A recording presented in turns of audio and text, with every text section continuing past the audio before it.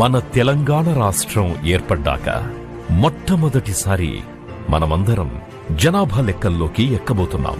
దేశ జనాభా లెక్కలు ప్రారంభమయ్యాయి. ఇదేదో వట్టి లెక్క కాదు. రేపటి మన అభివృద్ధికి పునాది, మన భవిష్యత్తుకు అసలైన దారి. కేవలం మనుషులను లెక్క పెట్టడమే కాదు, మన స్కూళ్లు, మన హాస్పిటళ్లు, మన ప్రభుత్వ పథకాలు అన్నీ పక్కాగా ప్లాన్ చేసేందుకు ఇదొక్కటే మార్గం. రేపు మన పిల్లలకు అందాల్సిన సౌకర్యాలన్నీ మీరిచ్చే ఈ వివరాల మీదే ఆధారపడి ఉంటాయి. గుర్తుపెట్టుకోండి, ఈ ప్రయాణం 2026లోనే ఇండ్ల లెక్కతో మొదలై 2027లో జనాభా లెక్కతో ముగుస్తుంది.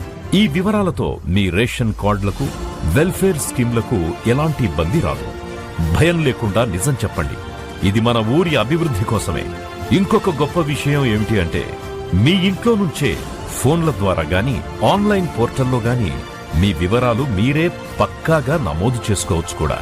మరి మా పర్సనల్ వివరాలు బయటపడతాయా అని కొంచెం కూడా భయం వద్దు. మీరు చెప్పే ప్రతి ముచ్చట చాలా జాగ్రత్తగా, సీక్రెట్ గా ఉంటుంది. చట్టం ప్రకారం మీ డేటాకు పూర్తి భద్రత ఉంటుంది.